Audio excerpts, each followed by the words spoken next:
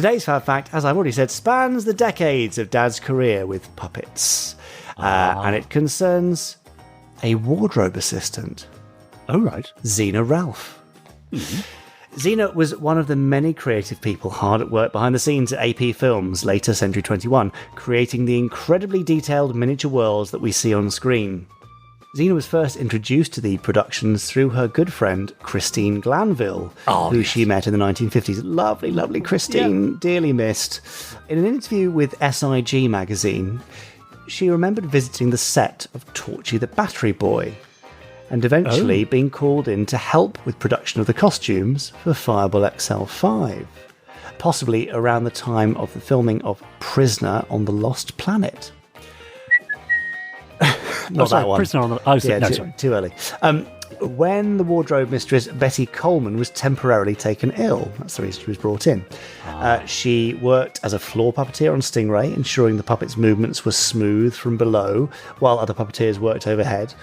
Famously or infamously, she also brought her dachshund Fred to the studio. Is it Dachshund or Dachshund? Because I say them interchangeably. Yes, exactly. It's either or, I think. Okay. Is it Fred or is it Freed? Well, I mean, that's... Yeah. She also brought her Dachshund Fred to the studio. Right. Fred would occasionally cause disturbance when overtime was needed. Perhaps he needed a tea break. That was a tea with a T. Anyway, Zena's biggest challenge came on Thunderbirds when she became dressmaker for none other than Lady Penelope. Ah, hello. Yes, this job required studying up on a lot of fashion magazines like Vogue to keep up with the very latest styles. Great. It also required a lot of conversations with Sylvia and Betty Coleman about what sort of costumes would be needed. Interestingly, Lady P's outfits were nearly always made from real and not synthetic fabrics. This meant that polyester, nylon and PVC were out, and cotton, wool and silk were very much in. Yeah. These materials allowed the puppets a greater range of movement and draped convincingly to make the wearer appear more human because of the scale of the folds and that kind of thing. These costumes were removable and interchangeable rather than permanently sewed in place. And the secret to their success, according to Zena, treating the puppets like characters rather than dolls. Zena left the team, sadly, after union disputes, but did return to work on Terrorhawks, where over 200 costumes were made.